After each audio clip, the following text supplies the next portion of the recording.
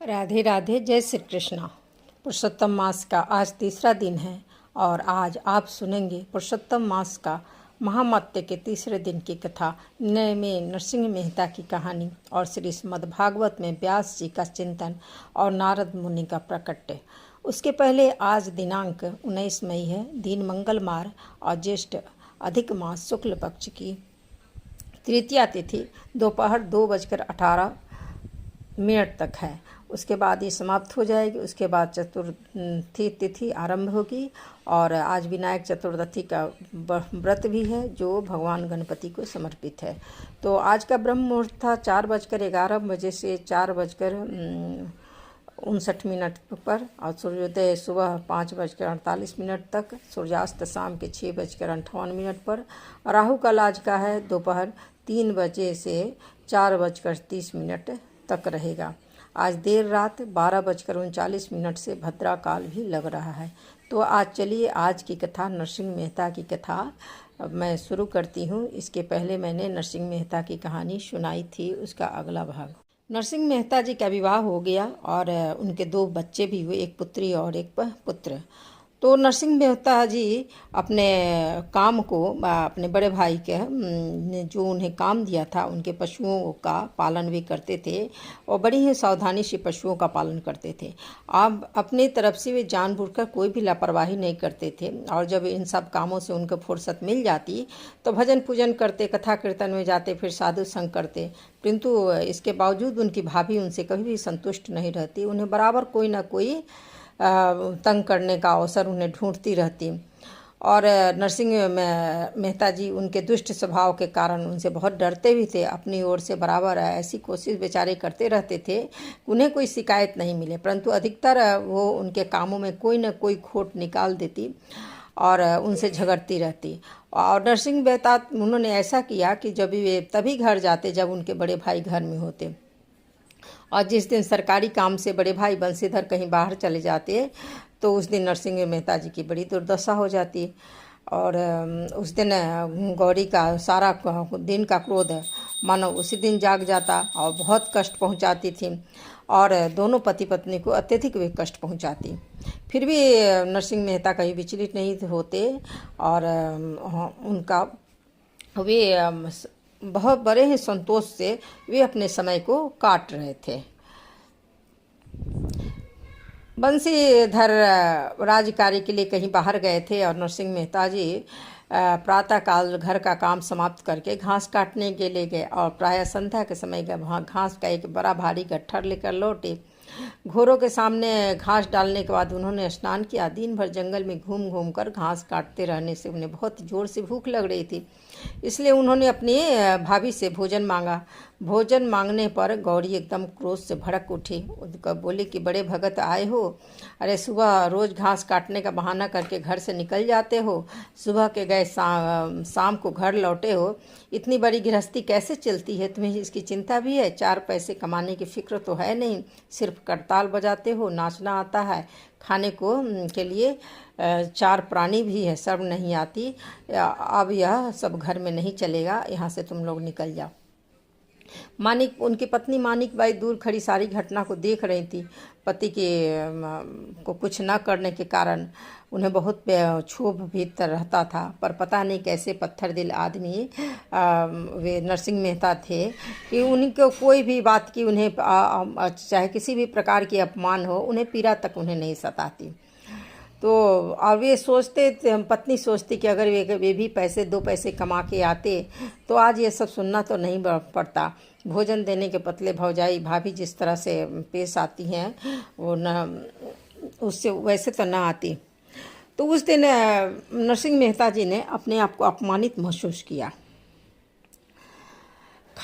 भोजन देने के बदले जिस ढंग से उनकी भाभी पेश आई उससे नरसिंह मेहता जी बड़े अपमानित महसूस किए और उन्होंने बकझक नहीं किया और घर से निकलकर वे जंगल में चले गए। और जंगल में चूँकि रास्ता तो रहता नहीं है, उन्हीं कांटे वाले रास्तों से वे चलते चले गए, जिसके कारण उनका पैर भी लहूलुहान हुआ और शरीर भी लहूलुहान हो गया। कितने जगह से उनके रक्त भी बहने लगे। और इस बातों पर उन्हें हृदय में इतना क्रोध था कि इन बातों पर उन्हें ध्यान ही नहीं पर चल रहा था। चलते चलते उन्हें सहसा ठोकर लगती है और वे वहीं रुक गए कि सामने जब उन्हें नज़र दौड़ाई तो देखा कि एक ठीक सामने एक मंदिर है। और फिर सोचे कि इतने घने जंगल में मंदिर कहाँ से आ गया। घास काटने के लिए अक्सर नरसिंह मेहता जी इधर आते थे, पर आज के पहले उन्होंने कभी मंदिर नहीं देखा था। भूख प्यास और कठिन परिश्रम के चलने के कारण हुआ था, इस कारण उन्होंने अधिक नहीं सोचा और मूर्छित होकर भी उसी मंदिर के सामने गिर पड़े। उन्हें कोई सुध न रही। वे केवल जब गिरने लगे तो उनके ध्यान में भगवान आए और वे उसी बेहोशी की अवस्था में भगवान को पुकारे। धीरे धीरे रात बीती, सूरज भगवान के आगमन से पृथ्वी का अंधकार समाप्त हुआ। फिर भी वह ब्राह्मण नरसिंह देवता उसी स्थिति में जमीन पर पड़े रहे और अंदर ही अंदर भगवान का विनती करते रहे। इस तरह फिर दिन बीत गया, रात आ गई और उसी तरह सुध बुध खोए नरसिंह मेहता पड़े रहे। तीसरा दिन भी बीत गया, रात आ गई। इस तरह दिन रात के बाद दिन आता चला गया, परंतु वे इसी स्थिति में पड़े रहे और अपने श्रद्धा संकल्प से लेस मात्र विचलित न हुए। एक तरह अर्धमूर्छित अवस्था में उसी तरह पड़े रहे। इस तरह 7 दिन बीत जाता है और उनका उग्र तपस्या से भगवान भोलेनाथ भक्त के सामने प्रकट हो गए और उन्हें देखते ही भक्तराज जो थे उनके पावन चरण कमलों में लेट गए। मेरे भोलेनाथ करके उनके चरण को पकड़ लिए। तब भगवान शंकर ने कहा कि बेटा, मैं तुम्हारी 7 दिन की घोर तपस्या से बहुत प्रसन्न हूँ, तुम मनचाहा वर मांग लो। तो भक्तराज ने प्रार्थना की कि भगवान, मुझे किसी वरदान की इच्छा नहीं, फिर भी आपकी आज्ञा वर मांगने की है, तो जो वस्तु आपको अत्यंत प्रिय है वही वस्तु मुझे आप वरदान में देने की कृपा करें। तो भगवान ने, भोलेनाथ ने कहा, तुम जिसके भक्त हो वही अब तुम्हें अपनाएंगे। जाओ, हम उन्हीं लीलामय की गोपी लीला देखने चले, लेकिन हाँ, हम वहाँ पर इस वेश में नहीं बल्कि गोपी रूप में चलेंगे, वरना गोपियाँ हमें वहाँ रहने नहीं देंगी। गोपी रूप में हम अपने आप को छिपा भी लेंगे। ऐसा कर भगवान शंकर ने अपना और नरसिंह मेहता जी का रूप बदल डाला। उसके बाद उन्होंने कहा कि बिना गोपी बने हम श्री कृष्ण की रासि लीला में कदापि भाग नहीं ले सकते। वृंदावन, दोनों भगवान भोलेनाथ और नरसिंह मेहता जी वृंदावन रवाना हो गए। नरसिंह मेहता जी ने बड़े आश्चर्य देखा कि मंदिर के सीढ़ियाँ पर तो उनको स्थूल शरीर जस का तस पड़ा हुआ है और वे सूक्ष्म शरीर में गोपी रूप धारण कर हवा में उड़ते जा रहे हैं। अब भगवान शंकर नरसिंह मेहता जी के साथ द्वारिकाधीश के राजमहल में पहुँचे। उस समय भगवान की धर्म सभा बैठी हुई है और देवकी नंदन श्री कृष्ण सिंहासन में विराजमान थे। उनकी सभा के सभासद परम भागवत उग्रसेन, बलराम, अक्रूर जी, उद्धव जी, विदुर, अर्जुन तथा यथास्थान बैठे हुए थे। भगवान की 16,108 पटरानियाँ भी वहाँ विद्वान थी। भगवान शंकर को देखकर सभी सभासद उठ खड़े हुए। स्वयं भगवान भी तुरंत आसन छोड़कर शीघ्रता शंकर भगवान का स्वागत करने के लिए दौड़ पड़े। उन्होंने हाथ जोड़कर शंकर जी का स्वागत किया और उन्हें एक दिव्य आसन दिया। उसके पश्चात विधिपूर्वक पूजा करने के बाद उनके आगमन का कारण पूछा। तब सदाशिव ने उत्तर दिया, भगवान यह जूनागढ़ क्या उच्च ब्राह्मण कुल में उत्पन्न वैष्णव भक्त है और इसने 7 दिन तक कठोर तप करके मुझे प्रसन्न किया है। मैंने भी इसको वरदान में अपने प्रिय वस्तु देने का वचन दिया है, इसलिए आज मैं इस वैष्णव भक्त को आपके पुनीत चरण कमलों में समर्पण करने के लिए लाया हूँ। आप भक्त वत्सल हैं, सदा भक्तों के अधीन रहते हैं। प्रभु, आशा है कि आप मेरी प्रार्थना अवश्य स्वीकार करेंगे। इतना सुनते ही भगवान श्री कृष्ण ने प्रसन्नतापूर्वक भक्तराज नरसिंह मेहता के सिर पर हाथ रखा और उन्हें स्वीकार किया और फिर भगवान शंकर वहाँ से विदा हो गए। भक्तराज प्रेम से गदगद गदगद होकर श्री प्रभु के चरणों में लौट गए और अश्रुधारा से उन्होंने उनके चरणों को पखारा। फिर भगवान ने भक्तराज को संबोधित करके कहा कि वत्स, मेरे और महेश्वर के स्वरूप में बिल्कुल भी अंतर नहीं है। मैं शंकर जी को अपना आराध्य देव समझता हूँ और शंकर जी मुझको। इस प्रकार हम दोनों अभिघ्न होने के कारण तुमने जो शंकर जी की पूजा की है वह वास्तव में मेरी ही पूजा है। प्रभु, मैं तो भगवान सदाशिव की कृपा से ही कृष्ण शरणम मम शब्द जान सका हूँ। नरसिंह मेहता जी ने नम्रतापूर्वक इस प्रकार भगवान से निवेदन किया। तब भगवान ने कहा, वत्स, जो मनुष्य मुझे अपना स्वामी समझता है मैं उसका दास बन जाता हूँ। तुम्हारी भक्ति देखकर मैं आज बहुत प्रसन्न हूँ। इतना कहकर भगवान ने नरसिंह जी मेहता जी को अपने अंतःपुर ले गया। उन्होंने अपना वहाँ सारा वैभव नरसिंह जी को दिखाया। उस समय नरसिंह जी स्वयं भगवान की सेवा में रहने लगे। उन्हीं दिनों शरद पूर्णिमा का समय आ गया और श्री धाम में रास की तैयारी हुई। तत्काल वृंदावन की तरह सुरम्य रास मंडल तैयार हुआ और 16 सहस्त्र गोपियों और इतने ही भगवान के दिव्य स्वरूप भी प्रकट हुए। उसी समय भक्तराज ने भी गोपी वेश में अपना राग छेड़ दिया। वह भगवान के गुणगान में एकदम तल्लीन हो गए। उनके इस भाव को देखकर गोपाल बहुत प्रसन्न हुए। उन्होंने पुरस्कार में भक्तराज को अपना पीताम्बर ओढ़ाया। उसके बाद भगवान ने शंख ध्वनि की और महारास शुरू हुआ। भगवान ने नरसिंह जी के हाथ में दीपक देकर रास मंडल के बीच में खड़ा कर दिया।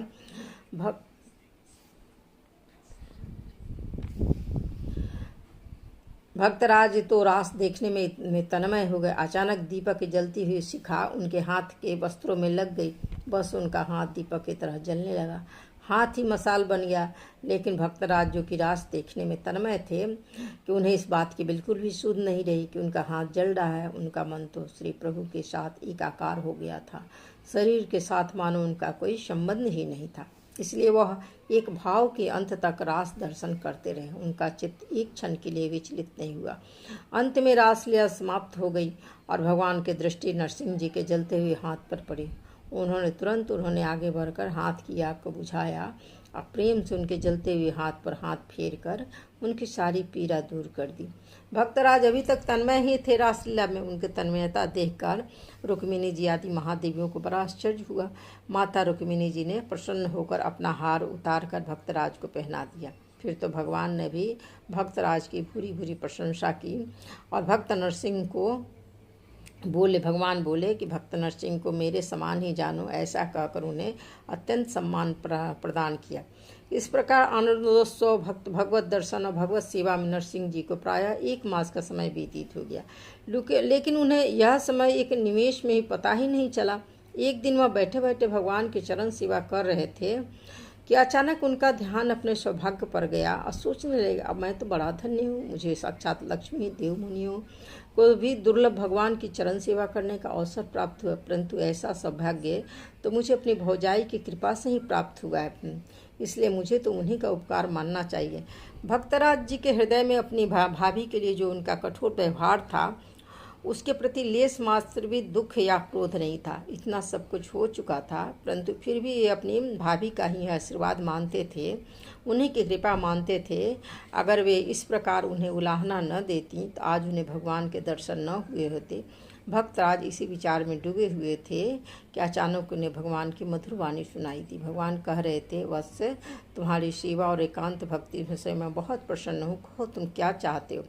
नरसिंह मेहता ने निवेदन किया कि प्रभु, यदि दास की धृष्टता न समझी जाए तो इससे पहले मेरा एक प्रश्न है। यदि किसी दरिद्र मनुष्य को चिंतामणि मिल जाए जो कि मनचाहा धन प्रदान करने की समर्थ रखती है और फिर भी वह सामान्य धन ही की इच्छा करे, सामान्य धन का लालच करे, तो उसे क्या कहा जाएगा। भगवान ने उत्तर दिया कि वह व्यक्ति असंतोषी और मूर्ख कहा जाएगा। फिर तब स्वामी ने, मुझे आप मूर्ख क्यों बनाना चाहते हैं? चिंतामणि के समान अपने चरण कमलों की प्राप्ति कराकर फिर आज मुझे अन्य किसी और वस्तु मांगने की आशा क्यों रखते हैं? हे प्रभु, मुझे भुलावे में मत डालिए। मैं अब और कुछ नहीं चाहता। मैं तो अब सदा आपकी चरण सेवा में ही रहना चाहता हूँ। नरसिंह जी ने बड़ी विनम्रता से कहा। भगवान बोले, वत्स, तुम आपकी निष्ठा धन्य है, परंतु संसार में प्रत्येक गृहस्थ के 3 प्रकार के ऋण होते हैं। इनमें पहला ऋण है स्त्री पुत्र आदि का, दूसरा पितरों का और तीसरा होता है देवों का। मनुष्य गृहस्थ आश्रम को स्वीकार करके जब तक इन तीनों ऋणों से मुक्त नहीं हो जाता तब तक उसे पुनर्जन्म धारण करना ही पड़ता है। अतः मेरी आज्ञा है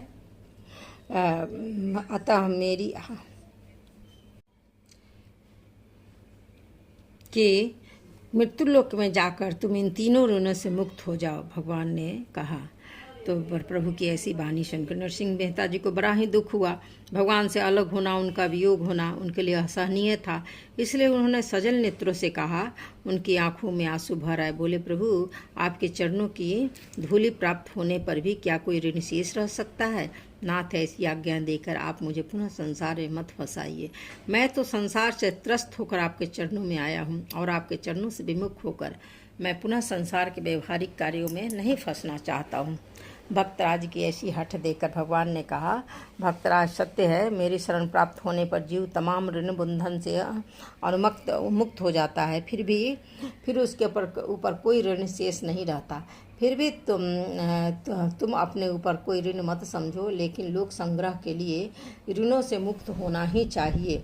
तुम जाओ, सब काम मेरी पूजा समर्च कर करो, साथ ही मेरे विग्रह का भी अर्चना करो। हालांकि तुम्हारे जैसे एकांतिक भक्त के लिए मूर्ति पूजा अनिवार्य नहीं है, फिर भी मैं तुम्हें ध्यान पूजा करने के लिए अपनी एक प्रतिमा देता हूँ। इस प्रकार भगवान उन्हें नरसिंह मेहता को अपनी प्रतिमा दिए और करताल दिए। आप बोले कि जब तक तुम इस करताल के द्वारा जब भी तुम मेरा कीर्तन करोगे, मैं तुम्हारे पास उपस्थित हो जाऊंगा और तुम्हारे गृहस्थ आश्रम के सभी कार्यों को सिद्ध करूंगा। मेरा यह प्रण है कि जो अनन्य भाव से मुझ में स्थित भक्त है, मुझ परमेश्वर को निरंतर चिंतन करते हुए निष्काम से भजते हैं, उन नित्य एक ही भाव से मुझ में स्थित पुरुषों का योगक्षेम मैं स्वयं वहन करता हूँ। जो मनुष्य मेरे इस प्रण को स्मरण रखकर अनुकूल आचरण करता है, वह गृहस्थ आश्रमी होने पर भी कभी दुर्गति को प्राप्त नहीं होता। इसलिए भक्त, अब तुम जूनागढ़ में जाओ और मेरी भक्ति करो। भगवान के इस प्रकार आश्वासन देने पर नरसिंह मेहता जी राजी हुए। फिर भगवान ने उन्हें अपनी प्रतिमा दी, करताल दी और पीताम्बर और मयूर वक्ष का मुकुट भी पहना दिया। नरसिंह जी ने भगवान के चरण कमलों में गिरकर बार बार उन्हें प्रणाम किया। फिर भगवान की प्रेरणा लेकर वे तुरंत जूनागढ़ जा पहुँचे। इसके बाद की कथा आप लोग कल सुनेंगे। तो एक बार बोलिए भक्त और भगवान की जय। अब आगे बढ़ते हैं श्रीमद् भागवतम में व्यास जी का चिंतन और नारद मुनि का प्रकट्य। नैमिषारण्य में 83,000 मुनि लोग बट के वृक्ष के नीचे इकट्ठे होते हैं और वे लंबे यज्ञ कार्य के लिए इकट्ठे हुए थे और उन्होंने सूत जी से श्री भागवतम से संबंधित कथा को करने का आग्रह करते हैं और वे सूत जी से 6 प्रश्न करते हैं, जो मेरे दूसरे दिन के पुरुषोत्तम मास की कथा में वर्णित है।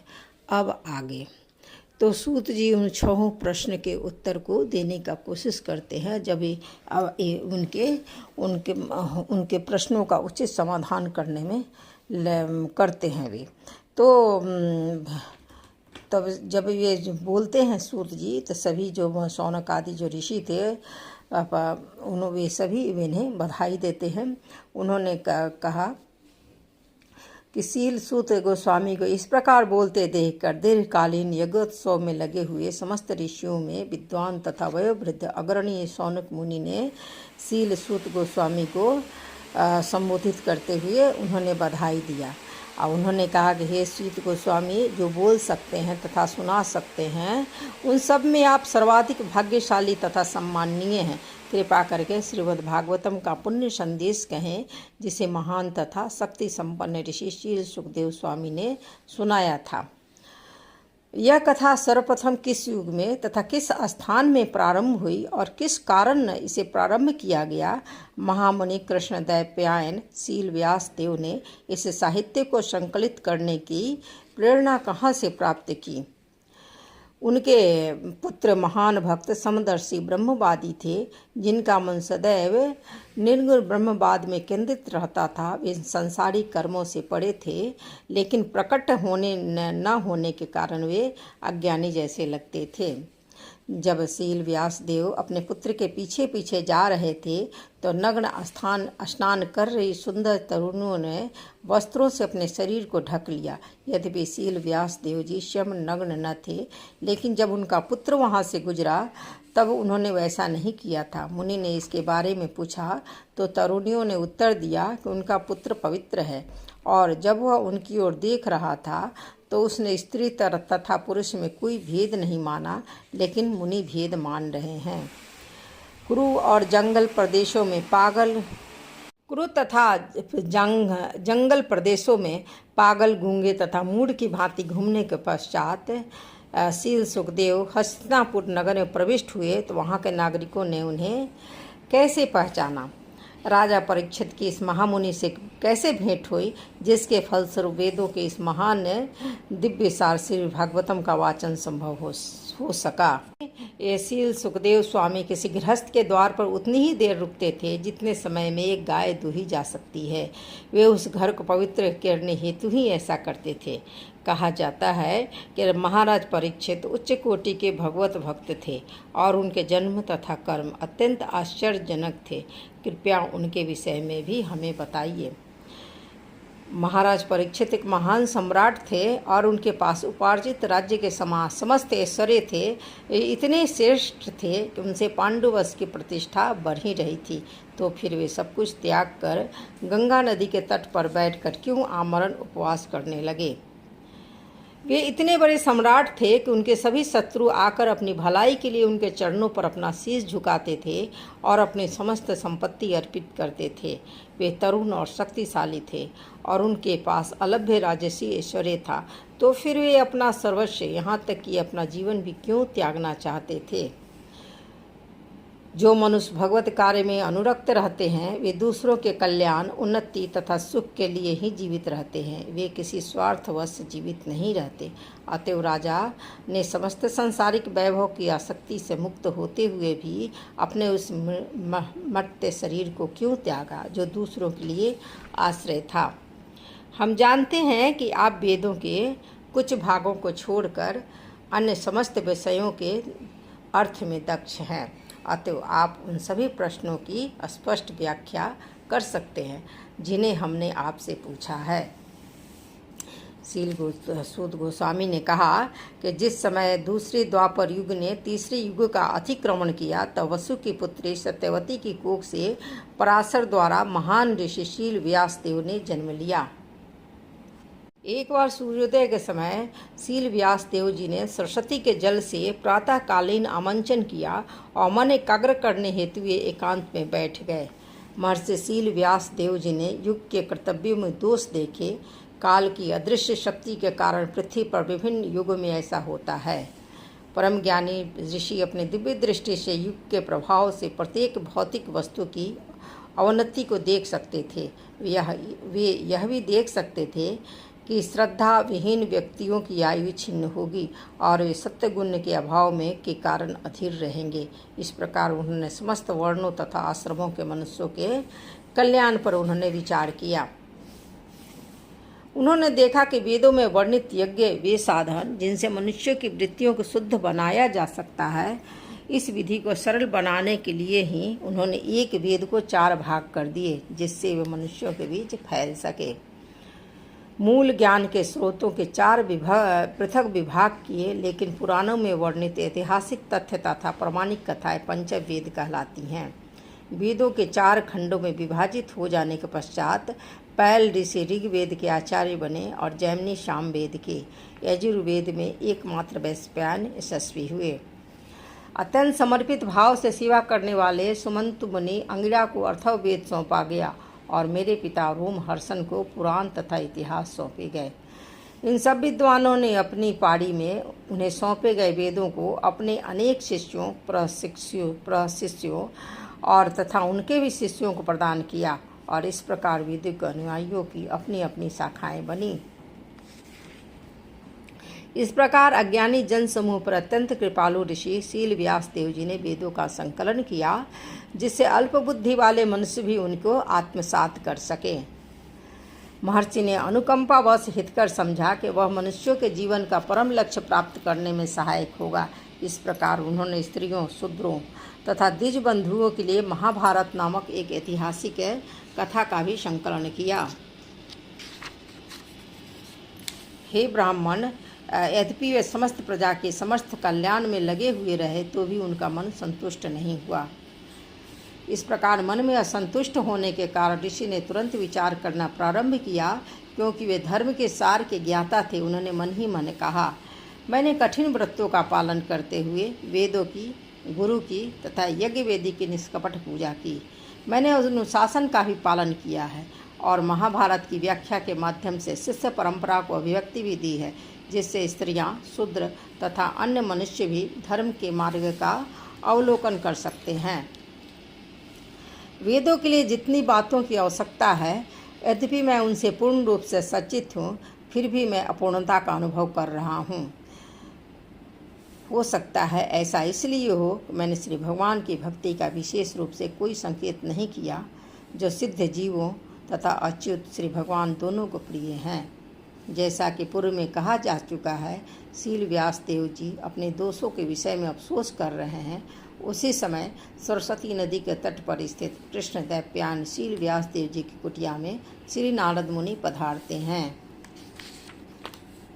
श्री नारद मुनि के शुभागमन पर श्री शील व्यास देव जी सम्मान पूर्वक उठ खड़े हो गए। उन्होंने सृष्टा ब्रह्मा के समान उनकी पूजा की।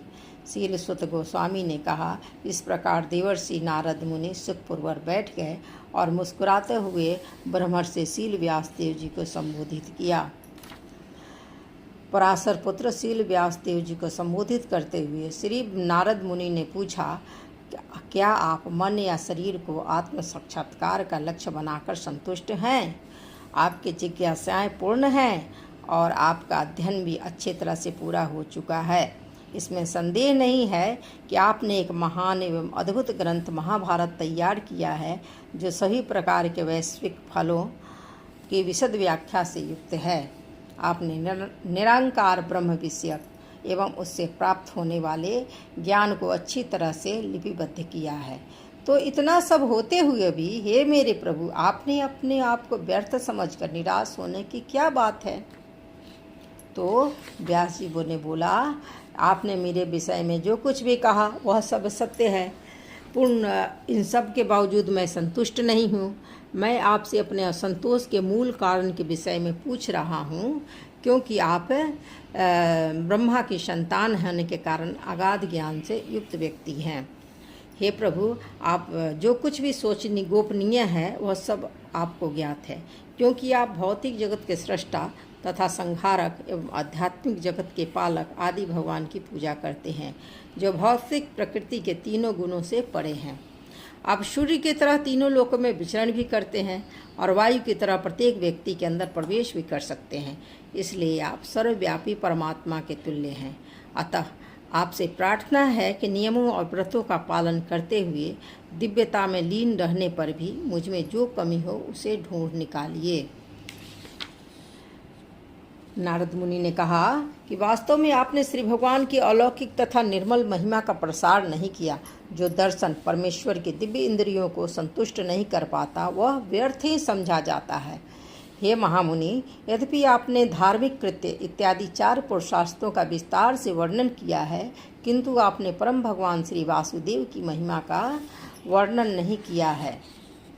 केवल ना भगवत महिमा का गुणगान ही संपूर्ण ब्रह्मांड के वातावरण को शुद्ध कर सकता है। जो वाणी श्री भगवान की महिमा का वर्णन नहीं करती, उसे साधु पुरुष कौओं के तीर्थ के समान मानते हैं। परमहंस व्यक्ति दिव्य लोक के निवासी होते हैं, अतः उन्हें ऐसे स्थान से कोई आनंद नहीं मिलता। दूसरी ओर जो साहित्य असीम परमेश्वर के नाम, यश, रूपों और लीलाओं के दिव्य महिमा के वर्णन से पूर्ण है, वह कुछ भिन्न ही रचना है, जो इस जगत की भ्रमित सभ्यता के अपवित्र जीवन में क्रांति लाने वाले दिव्य शब्दों से ओतप्रोत है। ऐसा दिव्य साहित्य, चाहे वह ठीक से भी न भी रचा हुआ हो, ऐसे पवित्र मनुष्यों द्वारा सुना, गाया तथा स्वीकार किया जाता है, जो नितांत निष्कपट होते हैं। आत्म साक्षात्कार का ज्ञान समस्त भौतिक आसक्तियों से रहित होने पर भी शोभा नहीं देता। यदि वह ईश्वर के अच्युत के भाव से शून्य हो, तो भी उन सकाम कर्मों से क्या लाभ है, यदि वे श्री भगवान की भक्ति के लिए काम ना आ सकें, और जो स्वभावतः प्रारंभ से ही दुखप्रद तथा क्षणिक होते हैं। हे शील व्यास देव जी, आपकी दृष्टि सही प्रकार से पूर्ण है। आपकी उत्तम ख्याति में निष्कलंक है। आप अपने व्रत में दृढ़ हैं और सत्य में स्थिर हैं। अतएव आप समस्त मनुष्यों को भौतिक बंधन से मुक्ति दिलाने हेतु श्री भगवान की लीलाओं के विषय में समाधि द्वारा आप चिंतन कर सकते हैं। श्री भगवान से अलग दिखने वाली जिस भी वस्तु का आप वर्णन करना चाहते हैं, वह विभिन्न रूपों, नामों तथा परिणामों के रूप में प्रतिक्रिया द्वारा मन को उसी प्रकार आंदोलित करने वाला है जिस प्रकार आश्रय विहीन नाव को चक्रवात आंदोलित करता है। सामान्य मनुष्य में भोग करने की स्वाभाविक प्रवृत्ति होती है और आपने धर्म के नाम पर उन्हें वैसा करने को प्रोत्साहित किया है। यह अत्यंत घृणित और अत्यंत अनुचित है। चूँकि वे लोग आपके उपदेशों के अनुसार मार्गदर्शन प्राप्त करते हैं, अतः वे कार्यों को धर्म के नाम पर ग्रहण करेंगे और निषेधों की कोई चिंता वे भी नहीं करेंगे। परम भगवान असीम है। केवल वही निपुण व्यक्ति से आध्यात्मिक ज्ञान को समझने योग्य है जो भौतिक सुख के कार्यकलापों से विरक्त हो चुका है। अतः जो मनुष्य भौतिक आसक्ति के कारण सुस्थापित नहीं है, उन्हें आप परमेश्वर की दिव्य लीलाओं के वर्णन के माध्यम से दिव्य अनुभूति की विधियाँ दिखलाइए। जिसने श्री भगवान की भक्तिमय सेवा में प्रवृत्त होने हेतु अपनी भौतिक वृत्तियों का त्याग दिया है, उसका कभी कभी कच्ची अवस्था में पतन हो सकता है, तो भी उसके असफल होने का कोई खतरा नहीं रहता। इसके विपरीत अभक्त चाहे अपनी वृत्तियों में पूर्ण रूप से रत क्यों न हो, उसे कुछ भी लाभ नहीं होता। जो व्यक्ति वास्तव में बुद्धिमान तथा तत्वज्ञान में रुचि रखते हैं, उन्हें चाहिए कि सार्थक अंत के लिए प्रयत्न करें। जो उच्चतर लोक ब्रह्मलोक से लेकर निम्नतम लोक पाताल तक का विचरण करने से भी प्राप्त नहीं है। जहाँ तक इंद्रिय भोग से प्राप्त होने वाले सुख की बात है, यह तो काल क्रम से स्वतः ही अपने आप ही प्राप्त हो जाता है। जिस प्रकार हमारे न चाहने पर भी समय आने पर हमें दुख अपने आप ही प्राप्त होता है। प्रिय है व्यास जी, यद्यपि भगवान श्री कृष्ण के भक्त कभी कभी किसी न किसी कारण से नीचे गिर जाते हैं, लेकिन उसे दूसरों की तरह भव चक्र को भोगना नहीं पड़ता, क्योंकि जिस व्यक्ति ने श्री भगवान के चरण कमलों का रसास्वादन एक बार किया है, वह उस आनंद का बारंबार स्मरण करने के अतिरिक्त और कुछ भी नहीं कर सकता। वह भगवान के चरण कमलों को ही प्राप्त करेगा। पूर्ण पुरुषोत्तम भगवान स्वयं विश्व स्वरूप हैं, तथापि उससे निर्लिप्त भी हैं। उन्हीं से यह दृश्य जगत उत्पन्न हुआ है, उन्हीं पर टिका है और संहार के पश्चात उन्हीं में प्रवेश करता है। आप इन सब के विषय में जानते हो, मैंने तो मात्र सारांश भर के प्रस्तुत किया। नारद मुनि श्री ने शील व्यासदेव जी को समझाया कि वे सज्जन तथा दुर्जन